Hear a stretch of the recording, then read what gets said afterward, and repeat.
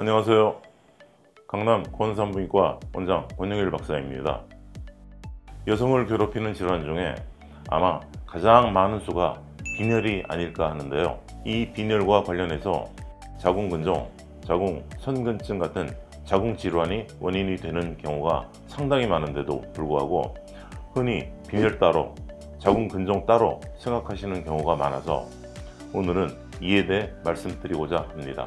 먼저 여성 빈혈에 대한 일반 사항을 말씀드리고 빈혈과 자궁질환이 같이 있는 경우 어떻게 치료해야 하는지를 설명드릴 예정이니 빈혈과 자궁근종, 자궁선근증이 같이 있는 경우라면 영상을 끝까지 봐주시기 바랍니다. 잠시 후 뵙겠습니다.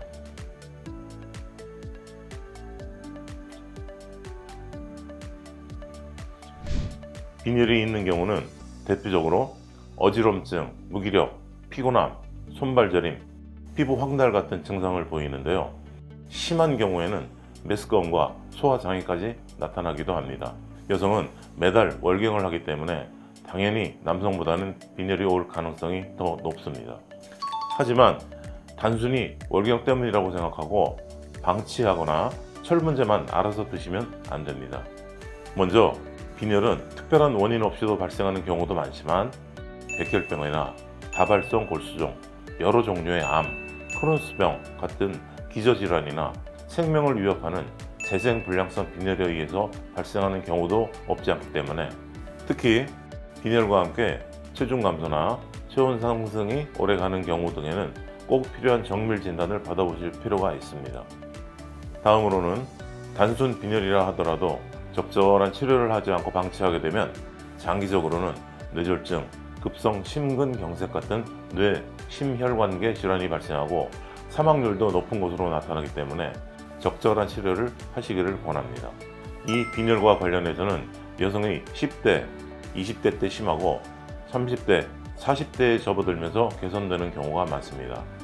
앞서 말씀드린 다른 심각한 질환으로 인한 빈혈이 아니라면 보통은 철결핍성 빈혈인데요. 이 경우에는 철분 보충제를 드시고 건강한 식습관을 기르시면 큰 도움이 됩니다. 하지만 30대, 40대에 빈혈이 있는 경우에는 자궁근종, 자궁선근증, 자궁용종, 자궁내막증 같은 자궁질환으로 인해 생기는 경우가 아주 많습니다. 만약 이런 경우라면 철분제 같은 걸 드시면 어지럼증이나 손발저림 같은 빈혈 증상이 완화되니까 안심하게 됩니다. 하지만 실제 원인인 자궁질환은 놔두고 빈혈 증상만 개선하는 꼴이 되어서 자궁질환을 더 악화시키기가 쉽습니다. 따라서 이러한 빈혈을 일으키는 원인이 되는 자궁질환을 먼저 치료하고 빈혈 치료를 병행하는 것을 권장합니다. 50대 이후, 특히 폐경 이후의 여성에게 빈혈이 발생한다면 쉽게 넘어가시면 안 됩니다. 폐경 이후에는 생리로 인한 철분 손실이 없기 때문에 신장질환을 비롯한 다양한 만성질환이나 암 같은 심각한 질환으로 인해 발생할 수 있으므로 주의 깊게 살필 필요가 있습니다. 30대, 40대 여성의 빈혈은 자궁질환으로 인한 것이 많다고 말씀드렸는데요. 자궁근종, 자궁선근증과 같은 자궁질환이 빈혈을 일으키는 원인은 바로 이러한 질환의 대표적인 증상이 과다생리와 부정출혈이기 때문입니다. 자궁근종과 자궁선근증의 경우 극심한 생리통, 빈혈, 복부 압박감, 난임 등 다양한 증상을 일으키기도 하지만 생리량이 과다해지거나 생리기간 외에도 출혈이 있는 부정출혈을 초래하는 경우가 아주 흔합니다.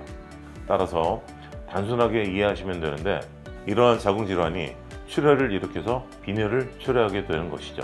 자궁질환, 예를 들어서 자궁근종으로 인해서 빈혈이 생긴 경우에는 당연히 자궁근종을 치료하면서 동시에 빈혈 치료를 진행을 해줘야 하는데요.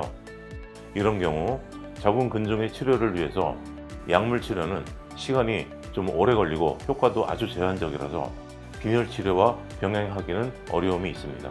따라서 수술로 근종을 제거하거나 하이프로 근종을 괴사시키는 치료를 실시하고 이어서 빈혈 치료를 해줘야 합니다. 따라서 근종 치료 전에는 환자의 빈혈 수치를 꼭 확인할 필요가 있습니다. 문제는 빈혈 치료는 1회로 끝나는 경우가 거의 없기 때문에 근종 치료 후 빈혈 치료의 필요성을 환자가 꼭 알고 있어야 한다는 점입니다. 저희 병원은 강남에 있는데요. 지방에서도 많은 분들이 자궁근종이나 자궁선근증 치료를 위해 저희 병원을 내원하십니다. 자궁근종, 자궁선근증의 하이프 치료는 당일 치료로 진행하는 경우도 상당히 많기 때문에 빈혈이 있으신 환자분께는 치료 후에 철분조사 같은 치료를 하고 퇴원을 시키는 경우가 많습니다.